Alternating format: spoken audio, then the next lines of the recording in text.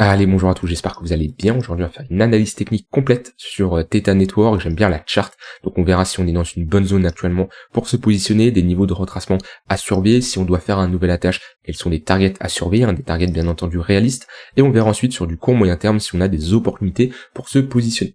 Alors Theta, c'est une altcoin qui a pris quand même assez cher, moins 96% sur ce bear market. On est rentré dans une grosse phase d'accumulation. C'est un projet, je ne suis pas investi dedans, ça reste un projet assez intéressant qui est dans le narratif d'Epine, d'accord, qui est un narratif qui a très bien performé en 2023, début 2024. Maintenant, est-ce que c'est un crypto d'un point de vue fondamental qui m'intéresse?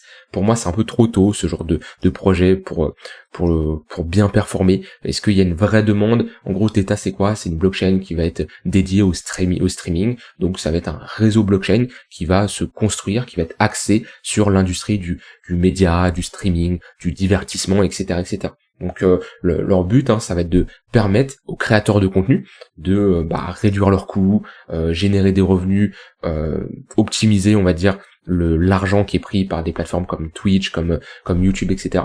Et bien sûr, sans passer par un intermédiaire, c'est le but du Web3.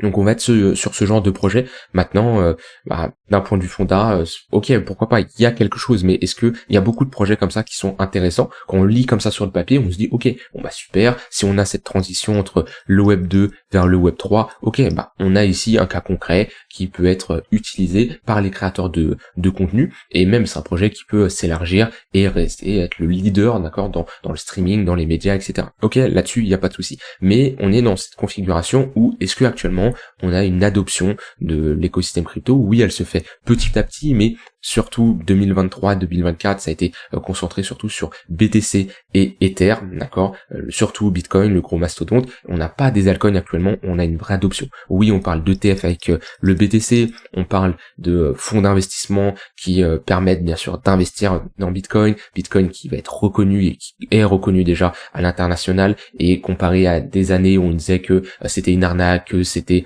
pour ceux qui blanchissaient de l'argent, etc., etc. Maintenant, c'est plus le cas. Le problème sur les altcoins, c'est qu'on n'a pas une vraie demande, et c'est vrai que beaucoup d'altcoins, d'un point de vue fonda, il y a un potentiel, mais il n'y a pas une vraie utilisation. Et si on regarde, de toute façon, la plupart des altcoins se font surperformer par le BTC, par Ether, et les vrais cryptos à détenir sur le long terme qui performent à chaque fois sur chaque cycle, c'est Bitcoin, Ether, Solana récemment qui nous a prouvé vraiment qui a rentré un peu dans ces mastodontes également. Quand je dis mastodonte, je parle de BTC et Ether, mais on voit que souvent les altcoins se font surperformer par Bitcoin et Ether, donc compliqué d'holder ce genre de crypto. Maintenant, c'est pas pour ça qu'on ne peut pas s'y intéresser, surtout quand on a comme ça une charte technique qui est selon moi assez intéressante. Alors juste, on a parlé rapidement du fonda. Au niveau de la token mix de mémoire Theta, on a tous les jetons qui sont en circulation. Ouais, c'est bien ça.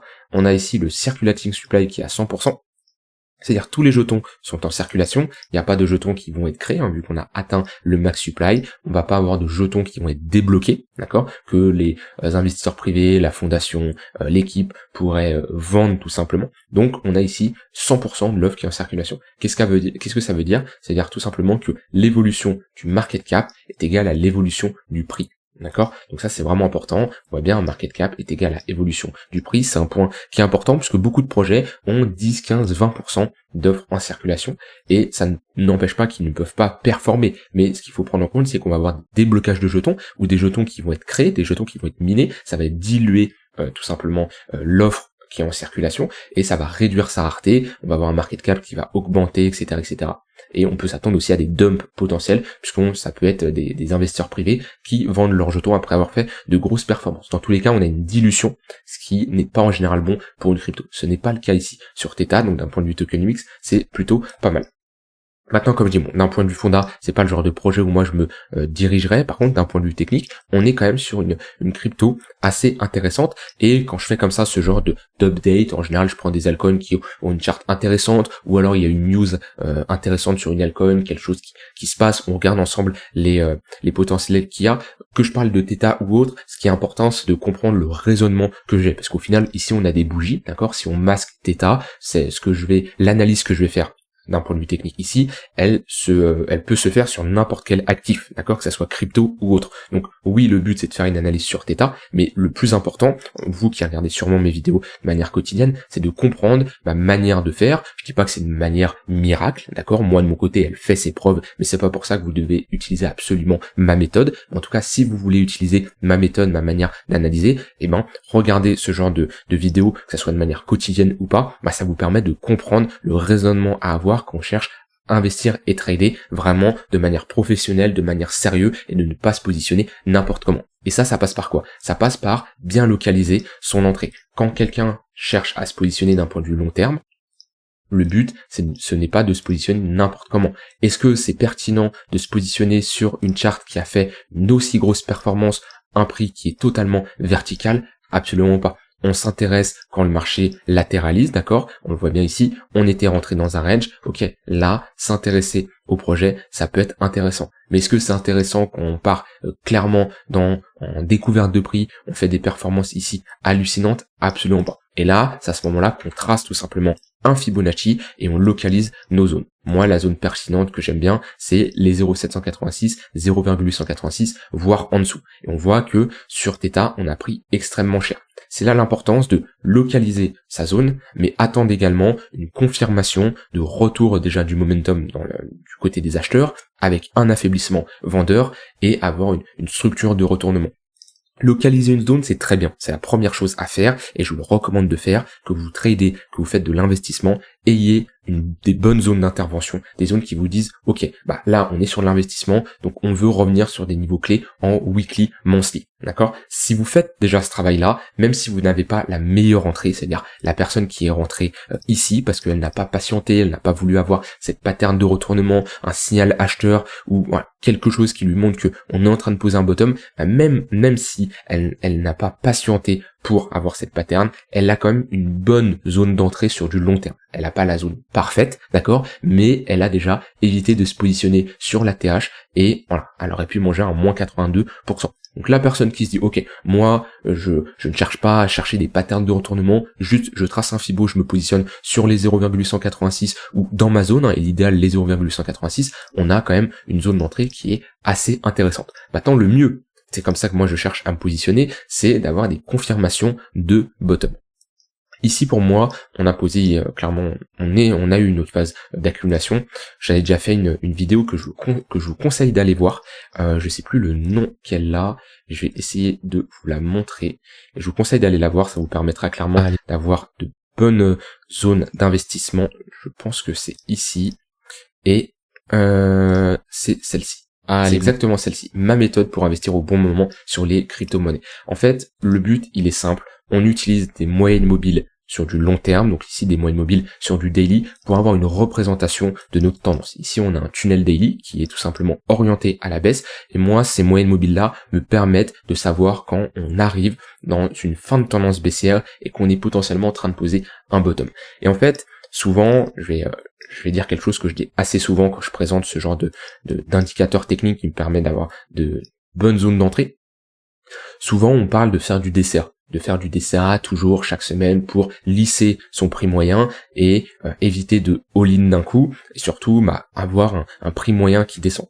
Le problème du DCA, c'est que si on le fait vraiment comme il est dit de base, ça veut dire mettre une somme d'argent, la même somme d'argent, que ça soit d'un point de vue weekly ou monthly, donc que ça soit une somme d'argent chaque semaine, chaque lundi, ou une somme d'argent chaque début de mois, on va quand même rentrer sur des mauvaises zones d'achat, selon moi. Et ici, la personne qui veut pas se prendre la tête, elle met un tunnel daily. Elle a la représentation graphique d'une tendance baissière qui est ici, d'accord? Et au moment où on casse ce tunnel daily, on a une confirmation qui nous dit très bien, on sort potentiellement d'une tendance baissière. On n'est jamais sûr à 100%, mais déjà, on a déjà une entrée qui est beaucoup plus pertinente. Alors oui, on n'a pas le point bas exact, on n'a pas le bottom parfait, d'accord? Parce que le bottom parfait, il était sur les 5 centimes de dollars, on rentre vers les 8, 9 centimes, et même si on attend le pullback qui est ici, on rentre vers les 1 dollar. Le problème, qu'est-ce que ça vous évite? Ça vous évite d'immobiliser du capital pendant ici, toute cette période, d'accord? Donc, de avril 2021 à ici, octobre 2023. 2 ans, d'accord? 2 ans, voire plus. Ça vous évite d'immobiliser autant de capital. Et c'est pour ça que j'aime pas le DCA déjà. On fait pas du DCA sur des altcoins qui peuvent prendre moins 95% et potentiellement qui ne feront pas de nouvelles ATH. On fait du DCA sur BTC et Ether seulement. Et si vous voulez rentrer sur des altcoins, on peut rentrer sur des altcoins en DCA, mais après être revenu sur des gros niveaux de support mon weekly monthly, d'accord, et surtout qu'on a des confirmations de bottom, ce qui permet de ne pas immobiliser du capital qui pourrait être utilisé pour faire du staking, pour générer un rendement autre part. Maintenant, voilà, je vais rentrer plutôt dans l'analyse technique. Là, c'était plutôt du blabla sur ce qui s'est passé avant. C'est bien de parler de ce qui s'est passé avant, mais le plus important, c'est ok, qu'est-ce qu'il y a à faire concrètement maintenant, parce que le passé, c'est le passé, mais c'est toujours bien de comprendre le raisonnement, qu'est-ce qu'on a fait pour potentiellement par la suite ne pas refaire les mêmes erreurs et bien agir. Mais concrètement, actuellement, qu'est-ce qui se passe? Eh ben, sur Theta, on est revenu chercher un très bon niveau de support. C'était globalement notre haut de range. On voit qu'on consolidait globalement entre deux bornes. Alors c'est pas le range le plus simple à dessiner. On peut utiliser un volume profile, sauf que je suis sur crypto, donc je vais pas le voir. On va passer sur Binance. Hop là. Tac. Voilà, on le voit bien.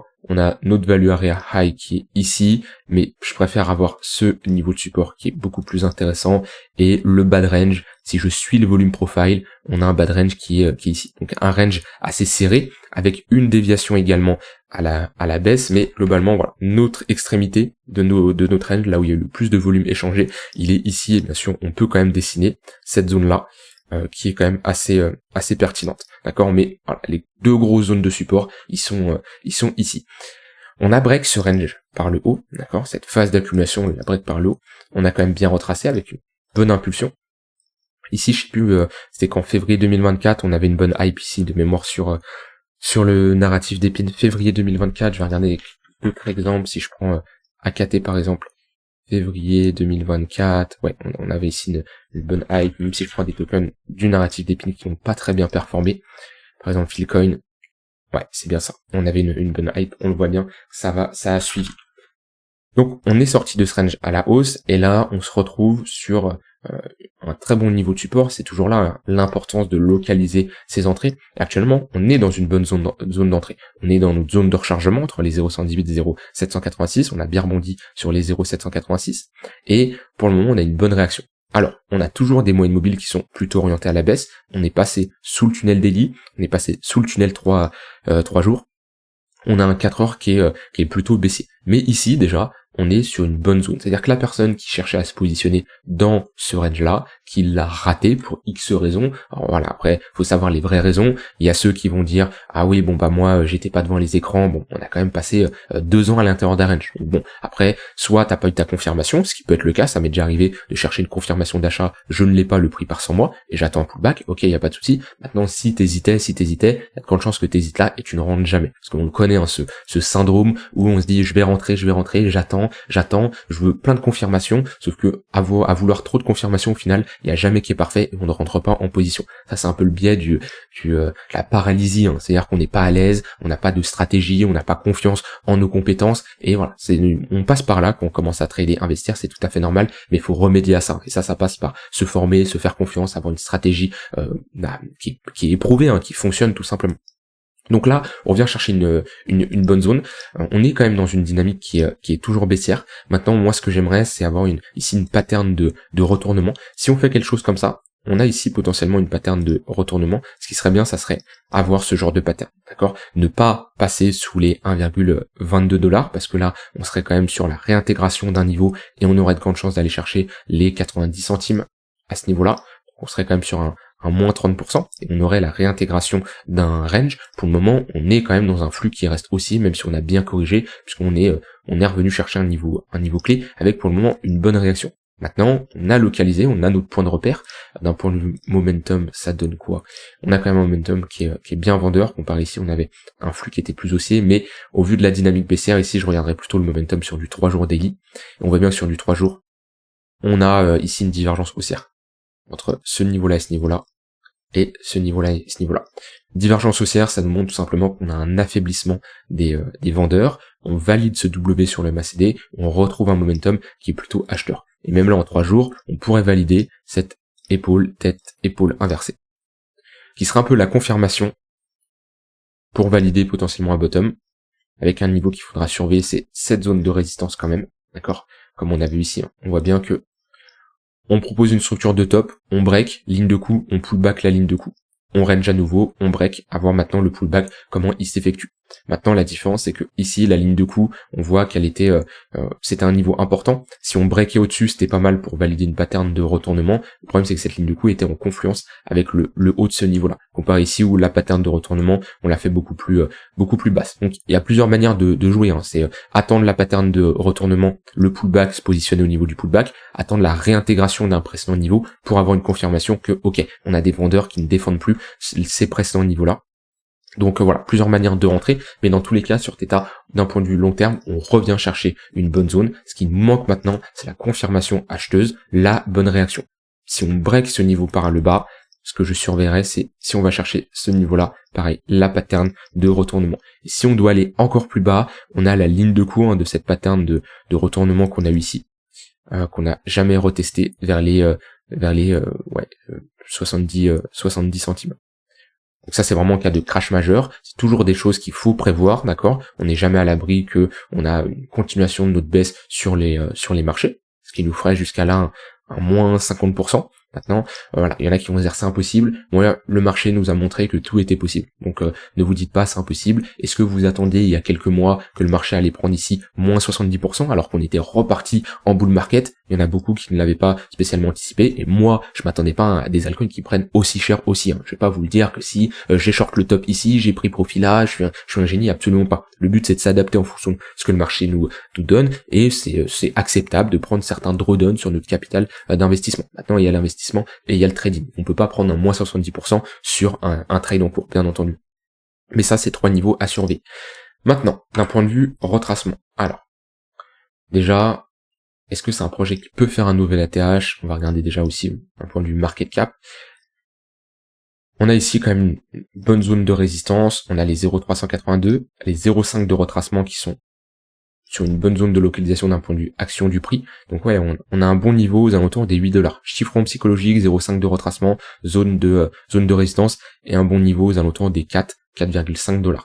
Ensuite, on a notre zone de rechargement de short, entre les 10 et les 12 $, et si on fait un nouvel ATH, on peut mettre des extensions. Extension qui nous donnerait une target entre les 25 et les 31 $. C'est une extension qui s'active uniquement si on fait un nouvel ATH. Maintenant, quelque chose à prendre en compte, toutes les altcoins ne feront pas un nouvel ATH. Déjà, j'avais regardé les altcoins qui étaient là en 2017.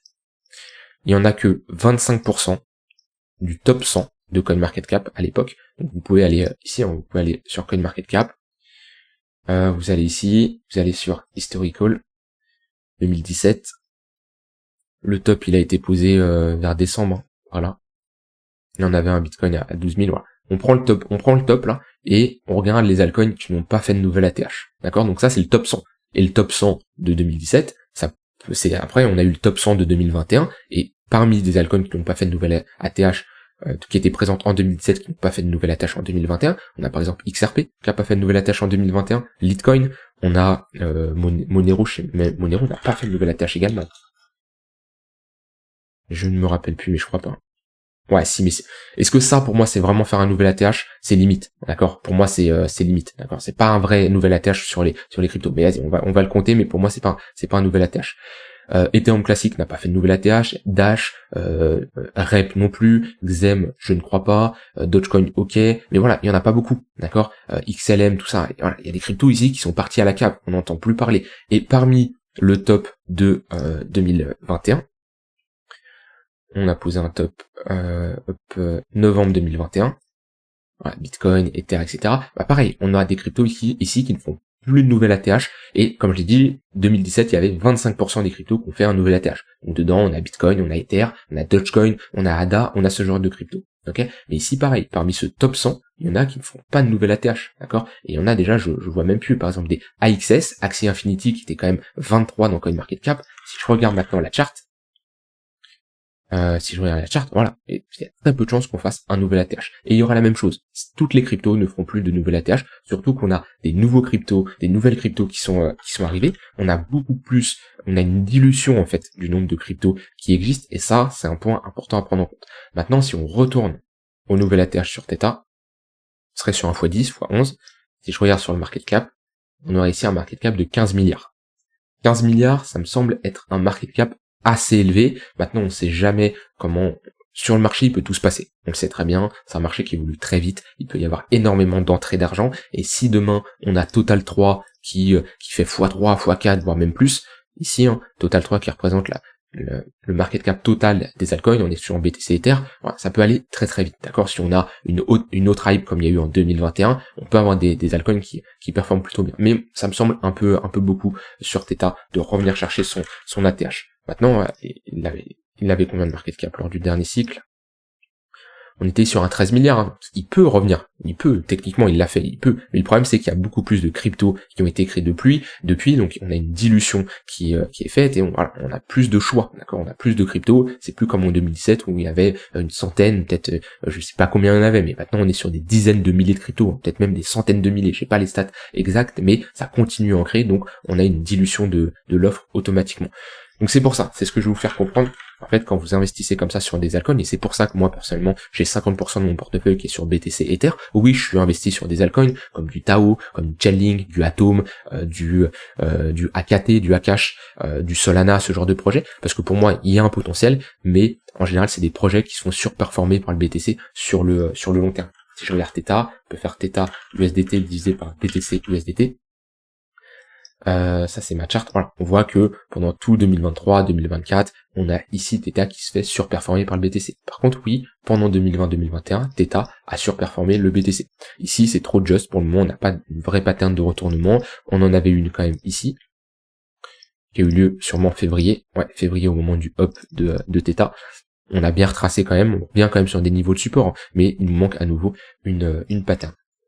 Voilà, je vous dis un peu tout ce que je pense, là, que ça soit Theta ou même les altcoins, ça permet de faire une revue. Je pense que j'ai assez parlé, là on est à 21 minutes, je vais quand même faire une analyse sur du court terme. Mais voilà, le but c'est pas de parler uniquement comme Theta, comme je l'ai dit tout à l'heure, ce genre de raisonnement que j'ai, ce genre d'analyse, ça marche sur Theta, mais ça marche également sur d'autres altcoins. Et comme je dis, attention, toutes les altcoins ne feront pas un nouvel ATH, pas rester amoureux d'une crypto, je sais que c'est pas facile, je sais que c'est dur d'invalider quand on a investi dans un projet depuis 2-3 ans, voire plus, de se dire celle-ci ne performe pas bien, il y a des phases de doute, ça arrive, quand je parle par exemple à Atom, Cosmos, c'est un projet que je suis investi dedans, je me dis mince, il pomme pas, heureusement qu'il y a du staking, heureusement qu'il y a des airdrops, tout ça qui compense, mais voilà, c'est normal ce genre de phase, et il faut l'accepter, toutes les cryptos ne feront pas un nouvel ATH. Sur du plus court terme, sachant qu'on est dans un range, je pense pas qu'il y a grand chose à dire, ouais. Pour la continuation de tendance, là, c'est pas terrible. On est dans un range, 1 heure qui est plat, 15 minutes qui est plat. Vous voyez la différence, entre ici une bonne tendance haussière, ou les pullbacks dans le tunnel 15 minutes, ici, dans le tunnel 1 heure, ici, sont des opportunités pour chercher des achats. Là, c'est plat. Pour moi, il y a rien à faire. Faut attendre d'avoir un flux haussier, un vrai momentum, comme on a eu ici en 4 heures. Là, on doit avoir une compression sur le MACD. Il y a une petite compression en cours. Tac. Petite compression en cours. Maintenant, je préfère trader avec un momentum un peu plus fort, comme on a ici, on le voit bien. Le momentum part bien, on a des moyennes mobiles bien verticales, ça c'est plus intéressant que des moyennes mobiles plates pour faire de la continuation de tendance à la hausse. Donc j'attendrai un fort momentum. Si on casse ce niveau-là que je vous l'ai dit, ça c'est le niveau clé à break sur du daily weekly pour valider cette épaule inversée. On passe au-dessus de ce niveau-là, on break même le tunnel daily, on repart avec un momentum assez fort, comme on a eu ici en février. Vous voyez, ça c'est parfait, ça pump, hop, tous les pullbacks. Alors quand on pump vraiment, quand on part bien avec un fort flux, là je regarde en 4 heures, mais même je peux le regarder en daily, vous voyez le flux ici, un vrai flux aussi, un flux comme on a eu très rarement sur Theta. Quand ça part comme ça, déjà ne cherchez pas à short parce que vous allez juste cramer votre compte, et au contraire, accompagnez la tendance. Tous les pullbacks, je dis bien tous les pullbacks, dans le tunnel 15 minutes, c'est des opportunités d'achat sur l'intraday. Le 15 minutes casse, pas de souci. Le tunnel 1 heure, c'est la prochaine zone de localisation, on cherche des achats. On repasse dans une dynamique haussière, 15 minutes, c'est une bonne zone. Après, le tunnel 1 heure va potentiellement casser, très bien, on surveillera le tunnel 4 heures. Le 4 heures casse, et on surveillera le tunnel daily, etc., etc. Si on a la même configuration, avec un bon flux sur les unités de temps supérieures, là, vous aurez de quoi faire de la continuation de tendance dans le tunnel 15 minutes et dans le tunnel 1 heure. Voilà, j'ai dit tout ce que je voulais dire sur Theta, c'est surtout une analyse qui m'a permis de recentrer un peu mon avis sur les altcoins. Il y a des choses très intéressantes, mais attention, on n'a pas encore une vraie adoption pour que ce genre de projet performe bien, et comme je l'ai dit, attention, toutes les cryptos qui étaient présentes en 2021 ne feront pas spécialement un nouvel ATH, parce qu'on a beaucoup de cryptos qui ont été créés, donc il y a une dilution qui est quand même importante. Je suis curieux de savoir votre avis là-dessus, n'hésitez pas à me le dire en commentaire, ce que vous pensez, que ça soit Theta, l'analyse que j'ai faite, mais également le raisonnement que je vous ai apporté là-dessus. Je suis curieux. Ayez toujours un esprit comme ça constructif. Dites-moi votre avis. Soyez curieux là-dessus. Et n'hésitez pas, hein, si vous avez des questions, posez-les. En général, c'est quand on pose comme ça des questions qu'on apprend pas mal de choses. Je vous souhaite une très bonne fin de journée et je vous dis à demain. Bye bye.